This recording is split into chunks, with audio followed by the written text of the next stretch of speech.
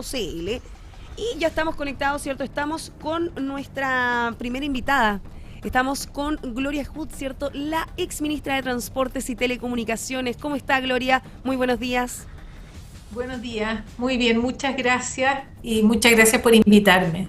Muchas gracias a usted por estar en puranoticia.cl.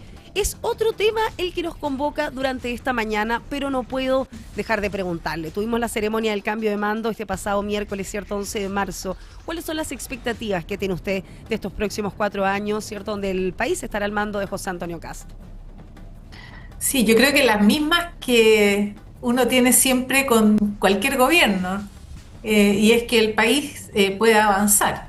En particular, en este caso, hay un desafío que nos toca muy directamente desde COPSA, que es la reactivación de proyectos. Hay muchos proyectos que están adjudicados con sus presupuestos estructurados, pero que no logran avanzar. Y eso sería una inyección directa al dinamismo de la economía. Así que creemos que ahí hay un desafío importante, ya lo hemos conversado con las con las autoridades desde ayer ya formalmente, y creemos que esa es una de las líneas de trabajo que va a ser prioritaria. En general, vemos este desajuste estructural de las cuentas fiscales, y una de las maneras de repararlo es con mayor crecimiento económico, y ese crecimiento también depende de las inversiones en infraestructura. Así que está todo bastante encadenado, y eso a su vez genera empleo, genera crecimiento, que es lo que revierte en bienestar para las personas. Así que es como esta cadena que esperamos que se destrabe y pueda ponerse en marcha en un plazo corto. Gloria, por otro lado, tenemos a Evópoli. ¿Qué será del futuro de Evópoli? ¿Qué va a pasar dentro de los próximos días, meses, años quizás con Evópoli? Sí, yo desde que estoy presidiendo un gremio, he evitado intervenir en el campo político. Y está el partido con un decreto de disolución, y un recurso puesto en el tribunal electoral. Así que tenemos, supongo que, esperar la directiva en la que está a cargo ahora, y yo ya tuve mi rol en el partido. Ahora, a pesar de que sigo siendo militante, no he tenido un rol en esta última gestión. Es otro tema el que nos convoca durante esta mañana, pero no podía dejar de preguntarle, ¿cierto? Tras lo que vivimos este miércoles 11 de marzo, por estos dos temas. La llevo finalmente a Sí. nuestra región de Valparaíso, el tema donde usted Ujú. es experta. Usted conoce del desarrollo portuario, ¿cierto? En nuestra región. ¿Cómo Sí. ve el avance, ¿cierto? Del megapuerto tanto de San Antonio y cómo ve lo de Valparaíso? Lo de Valparaíso es una buena noticia. No es la mejor noticia, porque es una noticia que aumenta capacidad, pero no en todo lo que podría ser necesario, pero es un avance muy importante. Y siempre nosotros planteamos, y cuando yo era ministra me tocó muy directamente, que era indispensable aumentar la capacidad en Valparaíso, porque va a haber necesidad de mayor capacidad portuaria antes de que esté disponible la capacidad adicional en San Antonio. Y Valparaíso entonces cubre justamente esa necesidad. Y por otro lado, si Valparaíso no crece, posiblemente se concentre todo el movimiento de carga en San Antonio por las dimensiones que va a tener. Entonces, no solo por el crecimiento portuario de Valparaíso y el beneficio que tiene para la misma ciudad, sino porque también, por ejemplo, los proyectos ferroviarios están muy vinculados al crecimiento de la carga portuaria. Así que es una cadena, y yo creo que esto lo que hace es afirmar mucho el desarrollo de Valparaíso. Esta inversión en infraestructura va a ser importante, pero lo que hace también es que distribuye un poco el peso de la movilización de carga entre San Antonio, que tiene una proyección de más largo plazo, y Valparaíso, que puede tener una solución con más capacidad en un plazo bastante más cercano. Así que me parece que es una muy buena noticia. No es un misterio que yo trabajé muchísimo para sacar adelante el Terminal 2 y justamente el crecimiento de Valparaíso, independientemente de cuál fuera la solución. Pero es muy necesario que Valparaíso tenga capacidad adicional en un plazo más corto que la capacidad que va a tener San Antonio. Gloria, y bajo su punto de vista, ¿cierto? Bajo su percepción, ¿no cree que sería mejor o más beneficioso que haya solo una empresa portuaria que esté con una visión quizás más regional de la región completa, ¿cierto? Porque el puerto de San Antonio, tenemos el puerto de Valparaíso en una misma región, ¿cierto? O quizás también con una mirada más nacional. Y que sí, yo he leído he leído esa propuesta, también la hemos comentado, algunas personas lo han planteado. Y siempre, bueno, toda la posibilidad hay que explorarla. Sin embargo, la naturaleza del movimiento en cada puerto es muy distinto. Y uno podría tener tal vez una coordinación, pero eso actualmente en cierta medida lo hace el CEP. Y cada puerto tiene su directorio porque tiene también necesidades distintas, atiende cargas distintas, zonas geográficas diferentes, tienen dinámicas, además infraestructura diferente, de acuerdo a la carga que movilizan. Así que son situaciones distintas que yo creo que puede haber alguna coordinación mayor entre los puertos, pero la necesidad de administrar lo que es de alcance local y específico de esa operación, me parece a mí que no se sustituye con una gestión centralizada única para todo Chile. Bajo su punto de vista, no sería una buena idea, ¿cierto?, que fuera solo una empresa que viera los puertos de nuestro país. No para la gestión. Siempre se ha hablado, por ejemplo, de una autoridad portuaria, que es muy distinto. Una autoridad portuaria puede preocuparse de una visión de largo plazo y de fijar las prioridades para balancear las inversiones entre distintas regiones, teniendo en cuenta una proyección más macro de la demanda en el país. Y es una autoridad más bien regulatoria. Pero cuando vamos a la operación, al funcionamiento del puerto, al directorio que necesita, a la gerencia que necesita, eso es de alcance muy local. Así que yo creo que eso, como una gestión de puertos, por lo menos a mí me parece difícil que se pueda unificar en una sola entidad para todo el país. ¿Y cuándo debería estar definido el futuro portuario de nuestro país, cierto, de nuestra región de Valparaíso también? Yo creo que está bastante definido, porque el proyecto de San Antonio sigue avanzando. Es un proyecto que en su totalidad toma 18 años. Es un proyecto de muy largo alcance, pero también con un aumento de capacidad sustancial para el muy largo plazo. Estos proyectos son de largo plazo. No nos olvidemos que, por ejemplo, el Molo de Abrigo de Valparaíso tiene más de 100 años. Y esa sola infraestructura ha permitido que Valparaíso sea el puerto que ha llegado a ser. En San Antonio lo que se está construyendo tiene esa misma dimensión, esas perspectivas. Así que proyectos portuarios me parece que tenemos bastante por delante para materializar, y aparece otro polo en Biobío, en los terrenos de Huachipato, que tienen una localización privilegiada con orilla de mar y con una gran extensión, algo así como 400 hectáreas, extensión de áreas de respaldo. Así que me parece a mí que la macrozona central, incluyendo, por ejemplo, un desarrollo en Biobío, puede tener un rol muy clave como polo portuario nacional, independientemente de que, por ejemplo, en el norte la minería tiene también instalaciones, y en el sur hay otro tipo de productos y de instalaciones, pero la gran capacidad portuaria está concentrándose principalmente en la macrozona central. Por otro lado, hay un tema que no puedo dejar de preguntarle, ¿cierto? Que está ligado, por supuesto, a los puertos de nuestra región de Valparaíso, que siempre está ligado a esta temática. Y son los supersueldos que reciben algunos de los ejecutivos, ¿cierto?, de la plana mayor, por ejemplo, de la empresa portuaria de Valparaíso. 7 personas cobran más de 1.000 millones de pesos al año en el puerto de Valparaíso, de su plana ejecutiva. Por ejemplo, el gerente general recibe un sueldo de 21 millones de pesos todos los meses, sin que el puerto de Valparaíso haya tenido los mejores resultados durante los últimos años. Sin embargo, está en ese puesto por ya varios años el gerente general. Ganan incluso más que el propio presidente de la República. Es una suma quizás que se sale un poco, de la realidad nacional, sobre todo cuando son sueldos que vienen del Estado.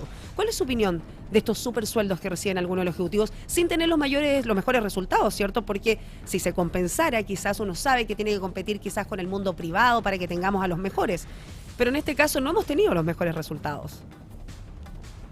Sí, yo no tengo la información en realidad de las remuneraciones y eso lo fija el directorio. Y es ratificado además a través del sistema de empresas públicas. No, pero está en transparencia, son 21 millones de pesos lo que recibe el gerente general. Sí, lo ideal es que tanto empresas del Estado como las empresas privadas se administren con criterios de competencia y de resultados, como indicas tú.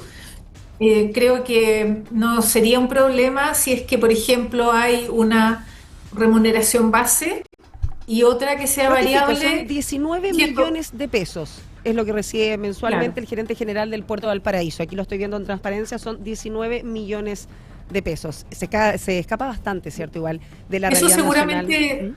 Claro, seguramente ese es el costo total del cual se descuentan los impuestos. En fin, lo más probable es que en líquido reciba más o menos la mitad de eso. Pero sigue siendo una remuneración. 13 millones líquidos. 13 millones líquidos. ¿Cuánto? 13 millones líquidos, sí. Claro. Entonces, bueno, lo primero es que es importante ver si es una remuneración que esté de acuerdo a niveles equivalentes, por ejemplo, en el sector privado. Porque pasa también que uno quiere tener buenos administradores y no vas a conseguir personas de alto estándar desde el sector privado, por ejemplo, si es que no tienes una remuneración similar. Entonces, lo primero es ver si esa escala está de acuerdo al mercado. Pero además, como digo, por lo menos mi postura siempre ha sido, ojalá haya una base y un variable que esté sujeto a resultados, sobre todo acá que se pueden medir resultados de manera bastante objetiva. Eso creo que sería una buena práctica y claro, está todo en transparencia. Lo que faltaría es mirar la relación entre eso y la evolución que ha tenido el puerto en términos de su gestión. Me parece que es un tema que vale la pena discutir y que tiene que ver con las buenas prácticas empresariales en el Estado. El Estado tiene empresas y esas empresas también necesitan mostrar que se administran con rigor, con el mismo rigor que se administraría en el sector privado, donde los resultados son los que priman. Cuando uno mira las rotaciones de gerentes, generalmente en el sector privado, están asociadas a los resultados. Así que me parece que sería una buena práctica mirar eso y tal vez ver en qué forma se pueden reforzar los equipos de manera que el rendimiento en general de las empresas del Estado sea óptimo, ¿no? Por las razones que tú dices, porque son bienes del Estado, y es infraestructura pública de propiedad de todos nosotros como ciudadanos, y nos gustaría que la administración sea la mejor posible. Gloria, la quiero llevar a otro tema, porque usted es experta en transporte, ¿cierto? Fue ministra de Transportes y Telecomunicaciones. Y algo que urge también a nuestro país es una conexión más rápida, ¿cierto? Una conexión más óptima con nuestro país vecino, con Argentina, ¿cierto? Sin que tengamos que depender de las conexiones de tiempo por el corredor bioceánico, por ejemplo, y también el Paso de los Libertadores, que también es bastante complejo en muchas ocasiones, se ve afectado por el clima, ¿cierto? Tiene mucho tráfico de camiones y de vehículos de transporte pesados. ¿Qué manera usted ve que se puede unir dentro de los próximos años Chile con nuestro país vecino Argentina? Yo creo que inevitablemente los corredores bioceánicos son ejes importantes. Si uno los consolida, parte con una infraestructura básica, pero además hay que perfeccionar todos los costos, no solo monetarios, sino los costos en tiempo y trámites del cruce de frontera. Me parece que ahí la tecnología nos ofrece una gran oportunidad de fiscalización con medios automáticos que eviten las demoras. Aquí todo se juega en las demoras. ¿Por qué cruza la carga de Argentina a Chile? Es porque tienen un ahorro de tiempo, por ejemplo, en el viaje total cuando tienen destino a Asia. Pero si nosotros no perfeccionamos el cruce de frontera, tenemos siempre como competencia los puertos del Atlántico, que tienen una ventaja importante respecto al Pacífico. Tienen mucho más frecuencias de nave, de manera que la carga encuentra cómo irse más rápido. Entonces, cualquier demora que exista en el cruce de frontera empieza a deteriorar esa posición competitiva y podemos perder oportunidad de movilizar carga argentina. De hecho, en Chile se moviliza poca carga argentina en los puertos nuestros. Así que hay oportunidades para nuestras exportaciones también, es un poco más en la dirección de ir hacia allá. Y hay algunas cosas que ya tenían algún avance en el gobierno del presidente Piñera. Me acuerdo que seleccionamos, creo que eran 21 pasos fronterizos para equipar con fibra óptica y que pudiera instalarse tecnología de fiscalización mucho más eficiente y también toda la tramitación documental de manera mucho más rápida. Así que hay un desafío que no es muy difícil de resolver, porque la tecnología está y está cada vez más al alcance de presupuestos como el que tiene Chile. Así que yo por lo menos tengo fe en que eso puede operar bastante rápido y es un beneficio para los puertos sin duda. Gloria, pero usted nos dice, ¿cierto?, que nuestros puertos hoy en día reciben poca carga, ¿cierto?, que vaya hacia Argentina. Ahora la recibe mayoritariamente el puerto de Chancay, ¿cierto?, en Perú. No, en general la proporción de carga argentina que se moviliza en los puertos chilenos no es muy alta. En los puertos chilenos se exporta mucho, se recibe mucho insumo para el consumo nacional. Hay carga de Brasil que también se moviliza ocasionalmente, pero no es en la mayor proporción la carga argentina.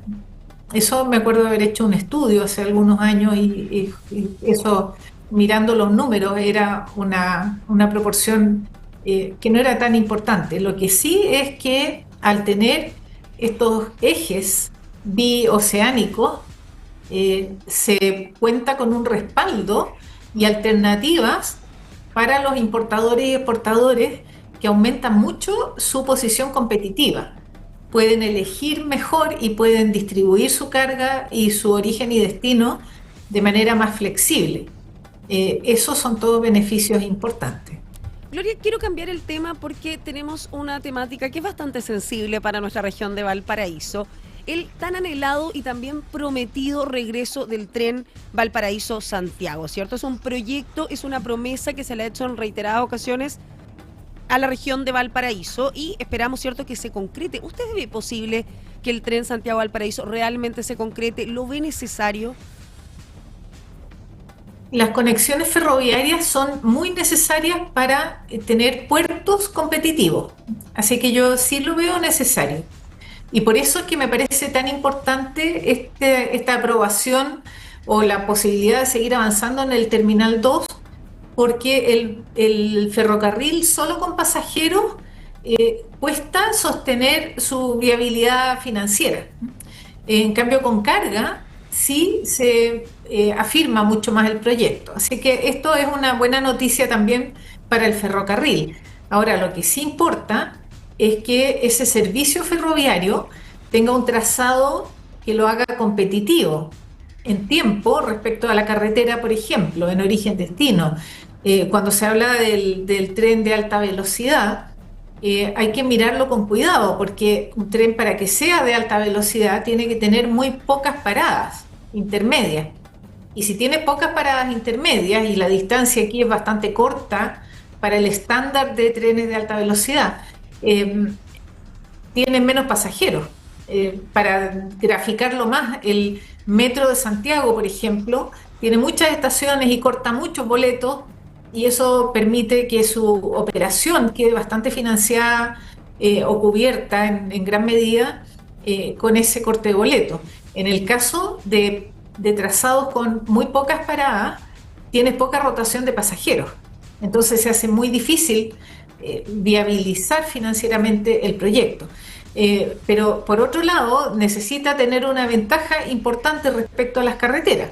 Y eso está difícil, porque los servicios por carretera son para pasajeros, por ejemplo, de gran frecuencia y con muchos orígenes y destinos distintos, cosa que el tren no tiene. Entonces, es muy importante que el diseño que se haga compita tanto para pasajeros como beneficios para la carga. Yo creo que eso es posible, pero hasta ahora el último proyecto que se presentó es prácticamente el mismo trazado actual y no tiene ninguna ganancia de tiempo. En esas condiciones es muy difícil que se sostenga. Es un proyecto que ha sido tan anhelado para nuestra región de Valparaíso. Son cientos, si es que no miles, las personas que viajan a diario, todos los días, desde nuestra región a trabajar a la región metropolitana. Y que, bueno, como usted lo dice, deberían ser pocos los puntos de parada. Y, por ejemplo, cuando uno viaja en bus, ve como la gran mayoría de pasajeros baja en la misma parada. Así que, sin duda, sería un proyecto bastante esperado y también que sería muy beneficioso para los habitantes de la región de Valparaíso y para todo el país también. Incentivaría quizás el turismo, ¿cierto? Las visitas hacia nuestra región. Y, por otro lado, es un medio de transporte que es mucho más seguro. No solo eso, sino también tiene el beneficio de reemplazar algunos viajes en auto, tiene beneficios ambientales y tiene, como digo, esta posibilidad de una conexión desde el puerto hasta las zonas de producción y consumo en la región metropolitana y sus alrededores. Entonces, desde el punto de vista de la localización, tiene muchas ventajas. La solución es la que hay que ver muy bien cómo se implementa, porque todos los servicios ferroviarios de buena calidad en el mundo son subsidiados.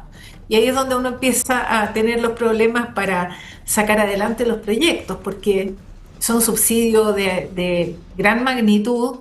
No es tan fácil que los países pongan de esos recursos y empieza entonces a haber alguna discusión también sobre eventualmente participación privada en estos proyectos, cosa que podría ser un camino para hacer los desarrollos con algún tipo de operación de largo plazo.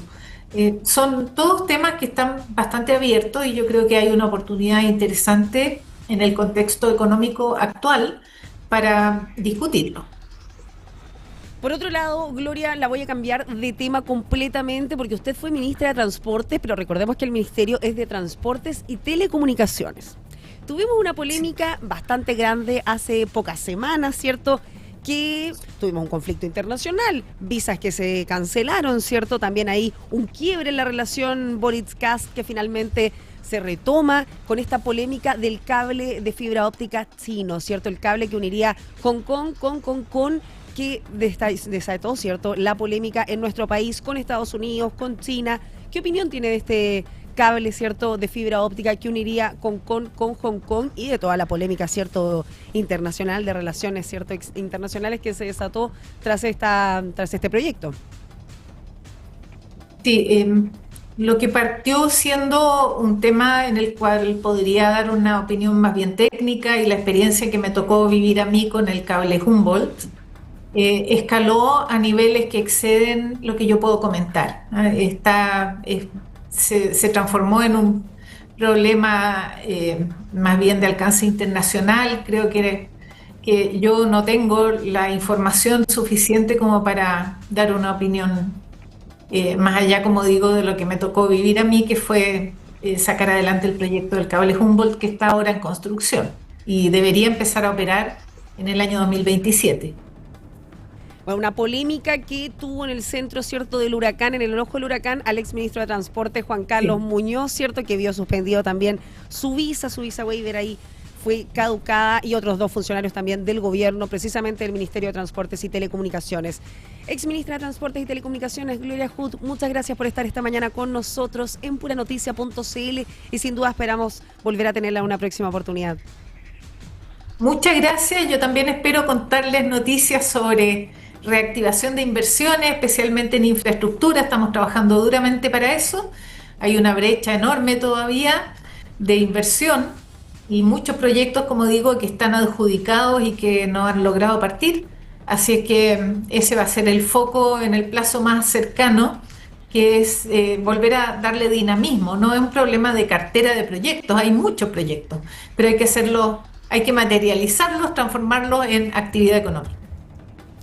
Proyectos, como usted dice, que están completamente detenidos y que esperamos tener novedades dentro de los próximos meses, dentro de las próximas semanas, incluso, y que se retomen estos proyectos, porque como usted lo dice, ¿cierto? No es falta de proyectos, sino que literalmente están en pausa. Así que esperamos tener buenas noticias con este tema. Gloria Hood, exministra de Transportes y Telecomunicaciones, en Pura Noticia Matinal. Muchas gracias.